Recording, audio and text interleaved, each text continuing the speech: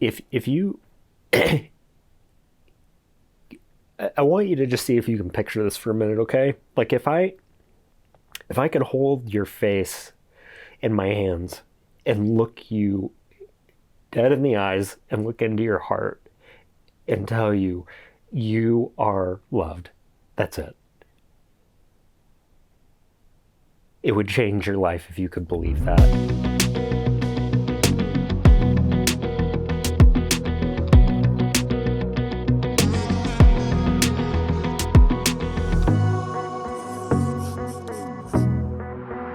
Hey guys, if you watched the first video that Benjamin and I put up, welcome back. If this is your first time of seeing any of this, welcome, and I'm just really grateful that you're here.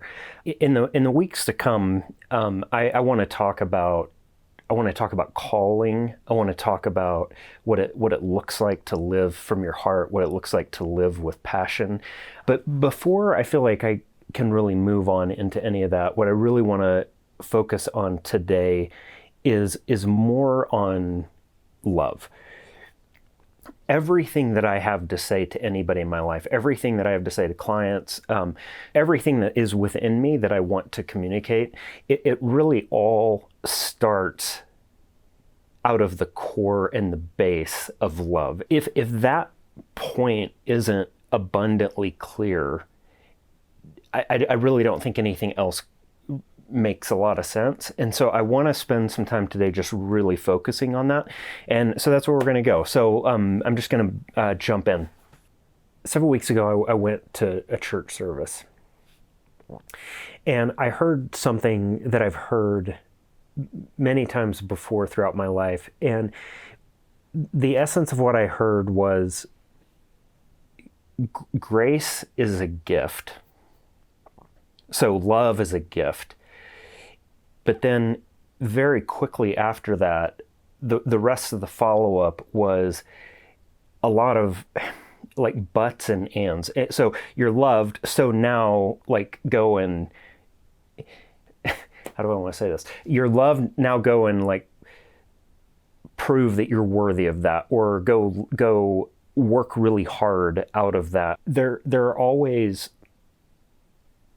strings attached to it. It isn't just as simple as you're loved, period. So I remember a Christmas morning when I was probably about 9 years old, and I remember everybody getting a lot of like great gifts, and all of the gifts that my parents bought for me were really small and really like inexpensive, like a Hot Wheel car or something like that. And so people were getting these great gifts, and then I was getting all these like really little cheap gifts. And then at the very end, my parents said, "Hey, we have one more gift for you." And they gave me this little box, and I opened it up, and inside the box was a little note, and on the note it said, "Go look behind the curtain." And I went and I looked behind the curtains in our living room, and there was this brand new blue and yellow Huffy bicycle. And I wanted a bike so bad. And I still have pictures, like photographs that were taken of that. And I was like insane when I saw that. I mean, I was screaming my head off because I was so excited and I was so happy. So I got this, and it was this like unbelievable gift that was given to me for me to just enjoy. My parents did not do this, but if they had said, after my excitement sort of calmed down, if they had said, now that you have such a nice bike, you need to go and share your bike with all the neighbor kids. You need to let them all have a turn. They need to be able to come and get your bike whenever they want it. I think it would have, there would have been strings attached to the gift. They didn't just give me the gift because they wanted to give me a gift, but they gave it to me with strings attached that now I need to go do something with it, as opposed to just do whatever you want with it and enjoy it and be free. When you go to church and you go, and I don't mean to pick on churches, but when you go somewhere and what's communicated as you're loved, now don't mess it up, or now don't screw it up, or now go share it, or now go give it away.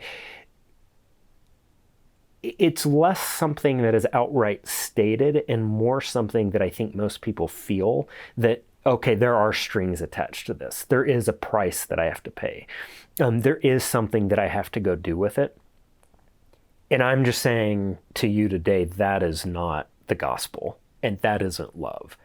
I'm going to talk about God here for a minute. In the book of 1 John, it says that God is love. This is what most people think. When they think of God, they think of God as being an old white guy with a massive beard who lives up in the sky, who is watching you like Santa Claus. He knows when you're sleeping. He knows when you're awake. He knows if you've been bad or good. So be good for goodness sake. It's sort of this idea that like, it's sort of this like skeptical, almost like God is inherently disappointed and just kind of waiting for us to screw up. First of all, God is not a white man who lives in the sky. In the book of 2 Corinthians, it says, now the Lord is spirit. And it says where the Spirit of the Lord is, there is freedom. So in 1 John, when it says that God is love, like that's who God is. And then you go to this passage in 2 Corinthians where the Spirit of love is, there is freedom. So where there is love, there is freedom. What I am just trying so hard to communicate is there are no strings attached to this. You can't take the paradigm of the world and paste that onto the message that is the gospel. You don't have to do anything with it. Just receive it. Like the bike. Just and receive it. It's a gift. Receive it. Have fun. Go wherever it takes you. Like my parents didn't say, okay, now you have a bike. Now you better ride it every day. It's like they didn't have to tell me that. Like I wanted to ride it every day. I wanted to ride it all the time because I love the thing. And that's what I'm talking about today, is that if you really believed you were loved, it would change everything in your life. But you don't have to do anything with it. You are loved, period. I want to tell the story about the best summer of my life. Slight backdrop. My wife and I have been married for 24 years. We lived in Seattle, where I went to graduate school. We moved to Denver about 14 years ago. And when we moved to Denver, our marriage was in a really bad place. We were at a point where we didn't know if we were going to make it or not. But I want to tell you what changed our marriage. And this is the best summer of my life. So about 13 years ago, we had lived in Denver for about a year at this point. And one night we had put our boys in bed, and I walked back to the back of the property where we live. I have a little shop back there, and I walked back to the shop, and I needed to get over a fence. And so instead of walking around the fence, I decided to climb up the fence and jump over the fence to get to the other side. And when I did that, I pushed off on the top of the fence, and the board that I pushed off on, it broke, and I went sideways, and I landed on my just below my left hip. And I was stunned for a minute, and then I tried to get up and walk on it, and I couldn't walk. So I laid down again. I stood up again and tried to walk on it. Couldn't walk on it, laid down again. And I tried to walk on it probably 7 or 8 times before I realized that like something was really wrong, and I had no use of my leg at all. And so I laid there. I didn't have a cell phone on me or anything like that. And it was about 10:30 at night, laid there hoping that somebody would find me. About 30, 35, 40 minutes, something like that went by, and I saw a man walk out of an apartment, and I yelled, and thankfully I knew the guy, and he came and he saw me, and I said, hey, can you please go get my wife? I don't know what's wrong with me. And she called 911. An ambulance came, picked me up, rushed me to the emergency room. And I found out that night that my left femur had shattered in 7 different places. Now, I didn't know this at the time, but breaking your femur is an extremely dangerous break. A lot of like it's easy to bleed internally, to bleed to death. And after I came out of my first surgery, I asked to talk to the orthopedic surgeon. I asked him, I said, hey, what is my prognosis? And what he said to me is, he said, I've been a surgeon for 35 years, and I've seen a lot of breaks, but I have never ever seen a break this bad. Like the break that you experience is something that we would expect for like an 85, 90-year-old person. And he said, your bone, it literally shattered in 7 places and the bone exploded into your muscle. So essentially what he said in so many words is, we hope that someday you walk again. And I remember when he said that, immediately when he said that, there was something in my heart and my spirit that I was like, hell no. Like I am not going to be crippled for the rest of my life. Like I will do whatever it takes to get to a point where I can walk again, where I can run again, where I can snowboard again, where I can ride my bike again. Like I just kind of refused to believe that like I was going to be crippled for the rest of my life. And so point being, I had never, my body had never experienced anything nearly that traumatic in my entire life. And I was very broken. And I remember when I finally got home from the hospital, my mom and my wife had rented a hospital bed and they had set it up in our living room. And for the next 8 weeks of my life, my wife, Angie, had to take care of everything for me. She had set up sort of like a makeshift bathroom in like our entryway with a shower curtain. She had to help me get in bed, get out of bed. She had to get food for me. She had to, I won't go into the details, but she had to do everything for me for the next 8 weeks. But I remember that first night laying in that bed, and I thought that she was going to sleep, and I was starting to nod off, and I heard somebody come down the stairs, and I looked up, and I looked up, and it was Angie, and I said, "Hey, I thought you went to bed," and she said, "No," and she was holding a box, and I said, "What are you doing?" And she pulled an air mattress out of the box and started to blow the air mattress up, and I said, "What are you doing?" And she said, "I'm gonna sleep on the floor next to you," and I said, "Honey, you don't have to do that. You can sleep on our bed, and like you don't need to do that." And she said, "I'm not doing it because I need to. I'm doing it because I want to. I want to be with you." And for the next 8 weeks, every morning she would tear the air mattress down, and then every night she would come back downstairs and she would blow up that damn air mattress, and she would lay on the floor next to me. And for 8 weeks, every night I would lay in my bed and she would lay on the floor and we would talk. And it felt like having a slumber party with a friend that went on and on and on. And during that 8-week period of time, my wife truly became my best friend. I fell in love with her in ways that I had never loved her before. And I think that the biggest thing that shifted in me, I've always been very self-sufficient. I hate saying this, but it's true. Before that happened, I don't think I really needed my wife. And there was something that happened in that time when I was so broken and I could not do anything. And Angie came and she stepped into that place and she loved me over and over and over and over again. And I had nothing, absolutely nothing to give back to her. I couldn't do anything for her. All I could do was accept the fact that I was broken beyond belief, and this woman, my wife, was taking care of every need that I had. And I needed her for the first time. And I would say, like, I really fell in love with her for the first time, and I really learned what it was like to really receive something that I couldn't give back, not in the way that she was giving it to me.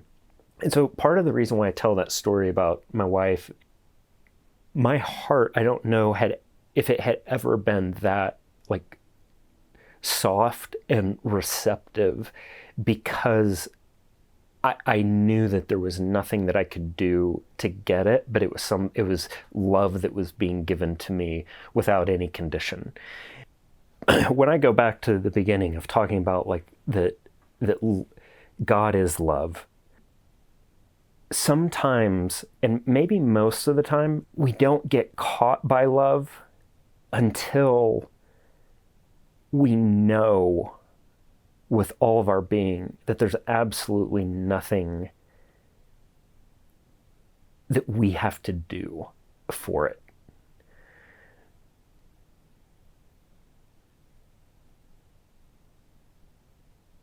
we're loved because we're loved. We're loved because we're children. It's like I love my boys because they're my boys. I don't love them because of what they do for me or what they don't do. I just love them because they're mine. It's like, I mean, I remember when we found out that my wife was pregnant with our first son, I loved him before I even saw him. And then, and a lot of parents will say this, but I just remember like the first time that I ever saw him, like I, I loved him with all my heart. Because he's my son. And then we start to grow up, and then we learn that in life that there are conditions to everything, that people don't like us, or they don't love us, or they don't appreciate us, or they don't value us unless we give something. We believe that like love is something that needs to be earned. We don't believe that we're just accepted just as we are right now. I want to read this just a short story out of Philip Yancey's book, What's So Amazing About Grace. And if you have never read this book, I would encourage you to buy it and read it just for chapter 4 alone. The title of the chapter is Lovesick Father. Accompanied by her fiance, a woman went to the Hyatt Hotel in downtown Boston and ordered the meal. The two of them pored over the menu, made selections of china and silver, and pointed to pictures of the flower arrangements they liked. They both had expensive taste, and the bill came to $13,000. After leaving a check for half that amount as a down payment, the couple went home to flip through books of wedding announcements. The day the announcements were supposed to hit the mailbox, the potential groom got cold feet. "I'm just not sure," he said. "It's a big commitment. Let's think about this a little longer." When his angry fiancée returned to the Hyatt to cancel the banquet, the events manager could not have been more understanding. "The same thing happened to me, honey," she said, and then she told the story of her own broken engagement. But about the refund, she had bad news. The contract is binding. You're only entitled to $1,300 back. You have two options: to forfeit the rest of the down payment or go ahead with the banquet. I'm sorry, really I am. It seemed crazy, but the more the jilted bride thought about it, the more she liked the idea of going ahead with the party. Not a wedding banquet, mind you, but a big blowout. 10 years before, the same woman had been living in a homeless shelter. She had gotten back on her feet, found a good job, and set aside a sizable nest egg. Now she had the wild notion of using her savings to treat the down and outs of Boston to a night on the town. And so it was that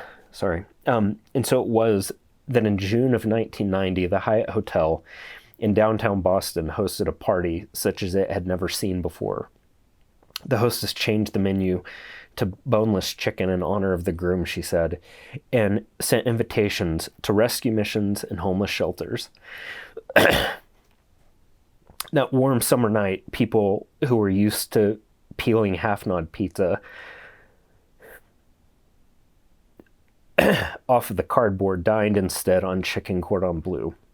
Hyatt waiters in tuxedos served hors d'oeuvres to senior citizens, propped up by crutches and aluminum walkers. Bag ladies, vagrants, and addicts took one night off from the hard life on the sidewalks outside and instead sipped champagne, ate chocolate wedding cake, and danced to big band melodies late into the night. This lady, she knew what it was like to be homeless. She knew what it was like to be broken. She knew what it was like to have nothing to give. She knew what poverty was like. And so then when the wedding was canceled, she used that money to love the people that were just like her and that she knew were hurting and were broken and had no place to no shelter, no place to lay their head, and she wanted to just love them and bless them and give this amazing gift that none of them could afford. And so this wedding banquet that is talking about in this book, it's like if you have something to offer for it, you're not even allowed to come. Like all you have to bring to the banquet is your own poverty. It's just you. And it's like when you go somewhere and you feel like you have to bring something, like I think that's a normal thing. Like, what can I bring when I come over to your house? But have you ever had a friend that's like, you can't bring anything, and I'm actually going to be offended if you do bring something, because I just want you. That's all. I don't want what you bring. I just want you. I want you in my life, and I want you to show up. I want your presence. I just want you. However you are, I want you. That's a very foreign thing for most of us to really understand until you've encountered it in your life. And once you encounter it, it changes something in your heart forever. Again, I mean, if you're a parent, maybe you kind of get this. I think I kind of get this from being a parent. There's nothing that my children need to bring to me for me to love them. I love them before I ever even saw them. And that truth is true about you, and it's true about me. When I had gotten out of that church service that I was talking about at the beginning, when they were talking about how grace is a free gift, but then you need to go and do stuff. I got home from that service that night, and I was laying in bed, and I couldn't sleep, and it was about 1:00 in the morning. And Angie said, "Honey, are you okay? Like, you're tossing a lot." And I said, "I'm just gonna have a lot on my mind." She said, "Well, what's on your mind?" And I literally started sobbing in my pillow, and I just said to her, I said, people don't believe this. People don't believe that they're loved. Like, people don't believe that. And like, they need to know that. And I could not stop crying, because I was thinking there are so many people walking around in this world feeling like they're so unworthy, feeling like they're a piece of shit, feeling like nobody actually cares about them and loves them. And if they knew with all of their heart that they were loved just like they are, it would change their whole life. And I have to tell people that. And people don't know that. And it breaks my heart. And so again, if there's anything that I want to communicate to anybody that's watching this video, anybody that can hear my voice, it is that you are loved, period. And that's it. Now go live. Go be free. Now the Lord is a spirit, and where the Spirit of the Lord is, there is freedom.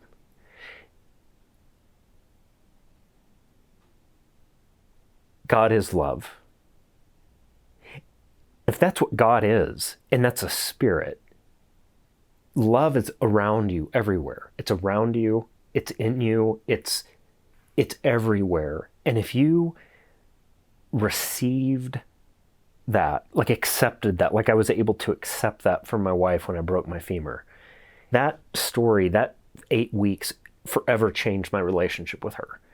It has never been the same again. Our marriage today is really, really, really good. And I know, at least for me, what shifted was I let her love me, and I received her love. And where the Spirit of love is, there's freedom. So if somehow you could just hear that and know that, do you know how loved you are? Like, I don't know you, I don't know your life, your story, but do you know that you're loved? And when you know that in your own heart, you want everybody to experience that. And so I'm just gonna conclude this today. There's a lot more that I want to talk about, but I'm just gonna conclude this by saying, if you I want you to just see if you can picture this for a minute, okay? Like, if I can hold your face in my hands and look you dead in the eyes and look into your heart and tell you, you are loved. That's it. It would change your life if you could believe that. And that's all I want to tell you today. Thank you again for watching. Thank you, Benjamin, for your work. And I'll see you next time.